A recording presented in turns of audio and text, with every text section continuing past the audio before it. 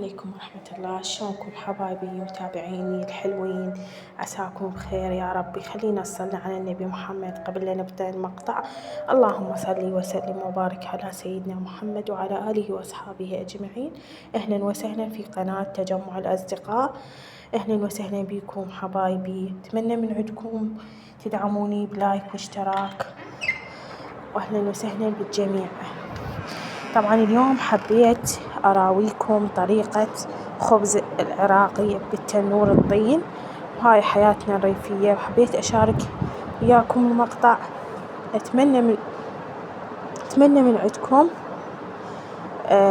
تدعموني بلايك واشتراك فضلا وليس أمرا. أهلا وسهلا بالجميع، مشاهدة ممتعة. خليكم وياي نهاية المقطع. يلا يا بنات خلينا نبلش. مثل ما تشوفون أنا شغلت التنور، خليت الحطب، طبعا أنا أخلي الحطب كلش ناعم، أو أخلي الحطب كلش ناعم حتى ما يحترق عندكم الخبز من تخبزون. مثل ما تشوفون يا بنات هنا أبدي شغلت التنور وأنتظر بيه لحد تهدأ النار مالته، وأبدي أقطع العجين. مثل ما تشوفون بهاي الطريقة أنا قطعت العجين إلى قطع حسب انتو تحبوها، شلون كبيرة أو صغيرة، انتو شلون تحبون تقدرون تستخدموها حسب يعني انتو. مثل ما تشوفون يا بنات أنا قطعتها وأخليها أنتظرها همتن ترتاح لمدة ربع ساعة نص ساعة حسب العجين انتو، إذا لين أو قوي. أتمنى يا بنات تكتبولي بالتعليقات من وين تتابعوني.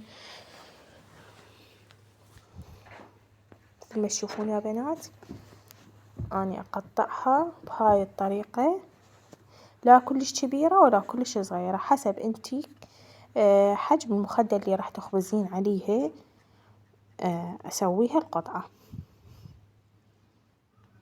أتمنى يا بنات لا تنسون اللايك والاشتراك. صلوا على الحبيب محمد وكتبولي انتو من يا محافظة تتابعوني.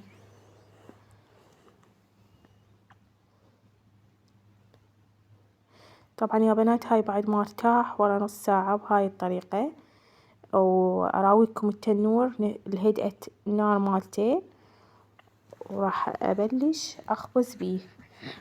خليكم ويانا وأتمنى تعجبكم الطريقة.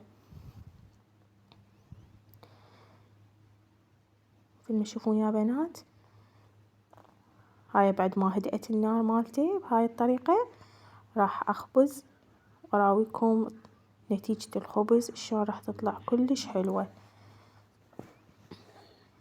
طبعا أنا أخبز على التنور الحديد أو الكهربائي أو الطين، بس حبيت أراويكم وأشارككم هاي الطريقة، إن شاء الله تعجبكم.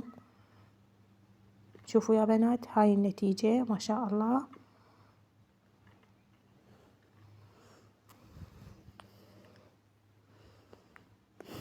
طبعا هنا خليت عمي بمكاني تخبز، قلت لها خليني أصور أني وانتي وخبزي بمكاني.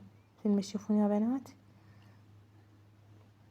طبعا العجين كل ما لينتيه وخليتيه لين تطلع عندك الخبزة كلش حلوة وتظل عندك لينة.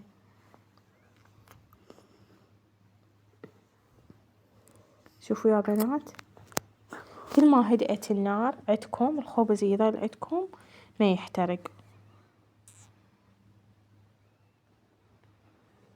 وطعمه يصير كلش طيب، أطيب من طعم خبز التنور الحديد أو الكهربائي. بالنسبة إن احنا نحبه كلش بالتنور الطين. حبيت أشارككم يومي وروتيني في قناتي تجمع الأصدقاء. طبعا أنا هاي أول مرة أنزل المقطع على هاي قناتي. أتمنى يعجبكم يا بنات، تدعموني بلايك واشتراك. شوفوا يا بنات بهاي الطريقة.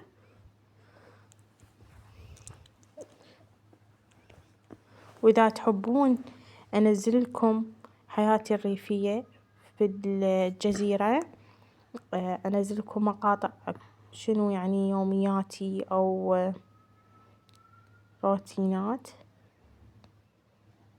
شوفوا يا بنات طبعا هذا حبيت أراويكم الريوق.